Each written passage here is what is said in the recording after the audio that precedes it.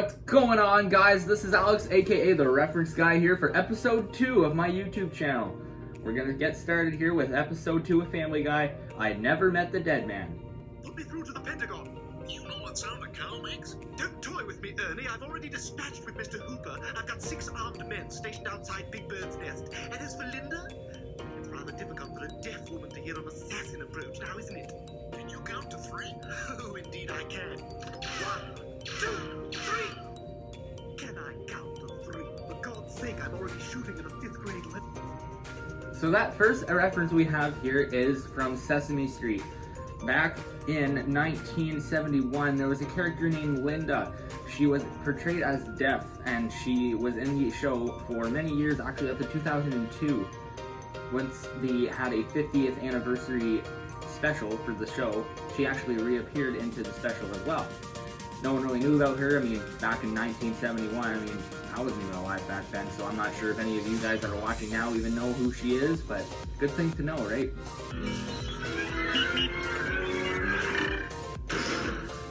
Jeez, did I just hit that ostrich? No. Are you sure? Yeah, he's fine. Keep going. Now, this next reference, I hope most of you would know, because it's old, but it's also new because it's still a trending thing to this day. That was Roadrunner and Wile E. Coyote from Looney Tunes. If you don't know that, you're just an uncultured swine. What's the charge, officer? Driving without my phone number.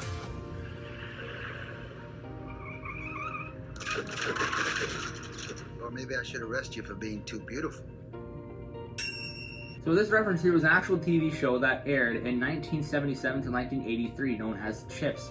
It was a buddy cop show with 2 cops. As you've seen, one of them was in there and he was flirting with that blonde. Obviously, he's not doing the best job he can because you see that stuff back there? Pure cocaine? I don't think there's supposed to be that out there. They actually made 2 movie adaptations of this series. Back in 1998, they made Chips 99, and then they also did another reboot in 2017. Who would have thought that they would be pulling that type of work back from the dead? I didn't know it was even a good show. Tell me if I'm wrong. If I can't drive, I'll never have any boyfriends, I'll never get married, and then I'll have to adopt a kid like Rosie O'Donnell. Meg, are you implying that Rosie O'Donnell can't drive? So this next reference here, Rosie O'Donnell, she used to be a really big thing on TV back in the 90s, early 2000s. Referencing her adoption, she actually adopted 5 children to this day. Back in 1999, when this episode aired, she had only just adopted her 3rd child. Now, she's adopted all these children due to the fact that she is a lesbian. I honestly forgot that that was the reason. I didn't even know she adopted kids. I don't know much about Rosie O'Donnell. Rosie O'Donnell kind of just fell off the face of the earth, in my opinion. But now she's got 5 kids. 4 of them are with one wife, and the 5th one is from a different one.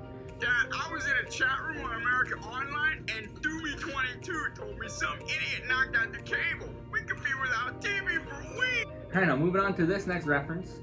It's AOL. AOL used to be the mainstream for the internet back in the 90s. People would use this all the time. It was one of their services on the computers. I used to use it when I was a kid, even with Windows 98.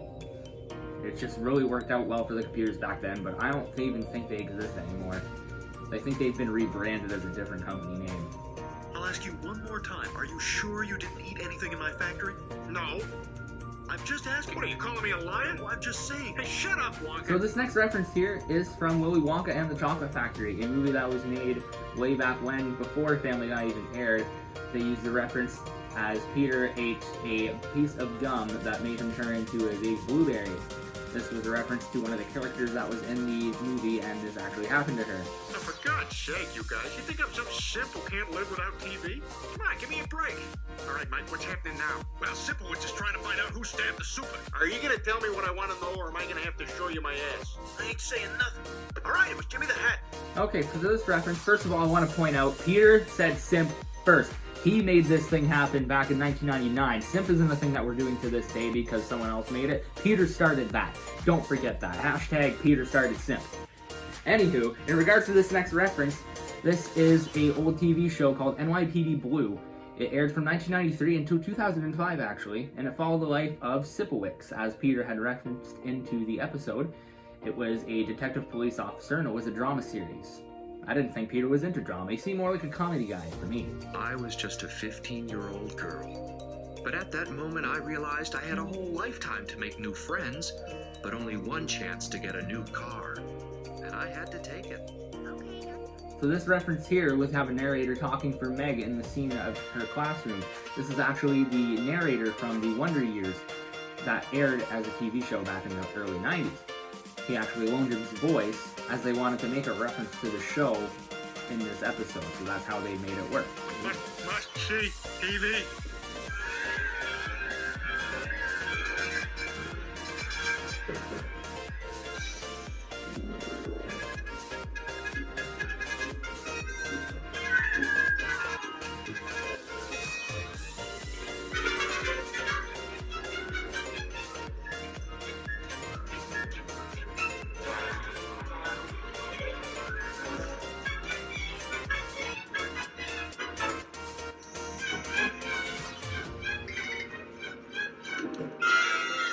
So that's a doozy of a reference here. There's actually a few shows that Peter had noticed when he was in his house spinning around. He was actually, that's a reference to Wizard of Oz, as most of you should know.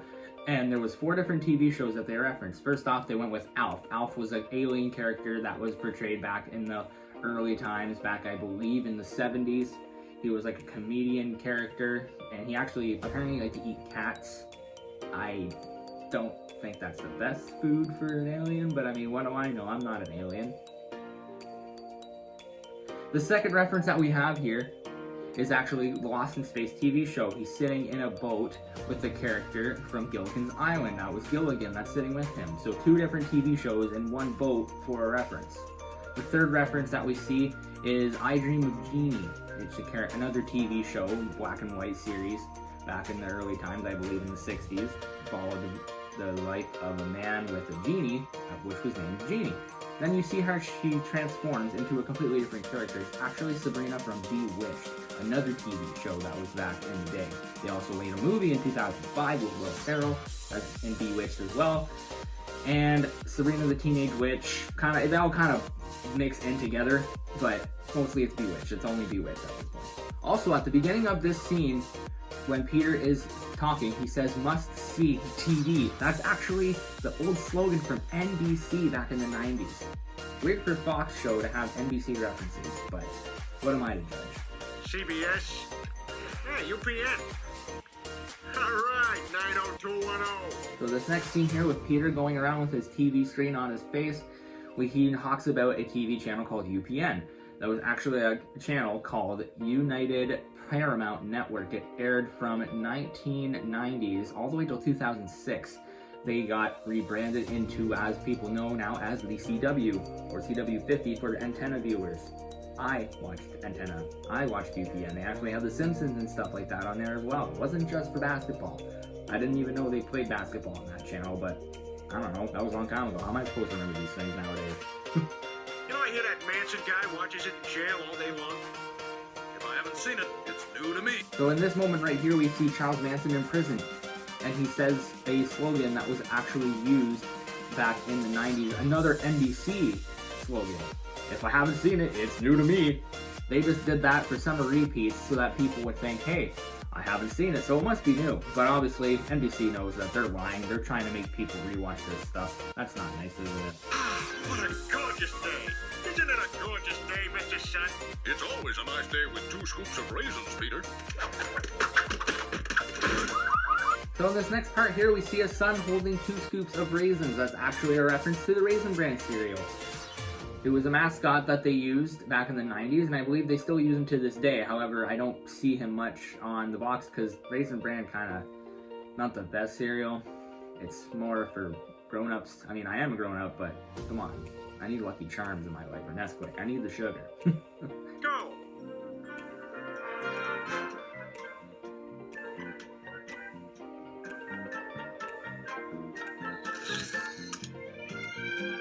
So this sea monster here that we see in this scene here was actually a monster that was in the original Scooby-Doo Where Are You series back in 1960s.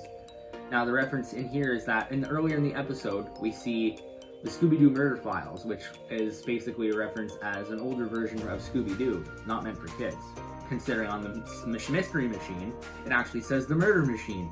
So that's a bit scary for kids.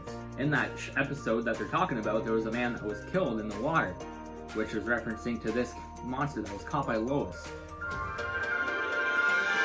right, men, this is a dangerous mission, and it's likely one of us will be killed.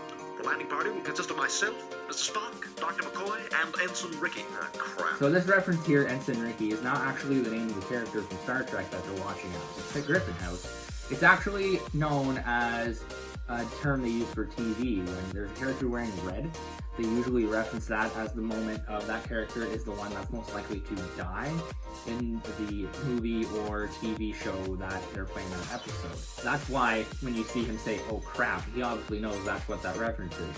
Now, I looked into this on Urban Dictionary. Urban Dictionary defines the Ensign Ricky as a character in a movie or television show that goes into battle alongside the main character. He is either the first person to die or fights valiantly and is shot down in his prime. So he just gets killed off when he's doing the best thing ever, then just BAM! Gone. What a way to go. Light, growing, dimmer, can't breathe. Beam me up, God. Whew, I did not see that coming. So this scene right here is Ensign Ricky's back in there. He didn't die. Hooray, good for him. So when William Shatner is about to die and he says, "Beam me up, God," it's actually a reference to the Star Trek show itself, where he always goes, "Beam me up, Scotty," when he talks to them on the ship. What would you do for a Klondike bar? Would you stand on one leg? Sure. Would you act like a monkey? Uh-huh. Would you kill a man? Well.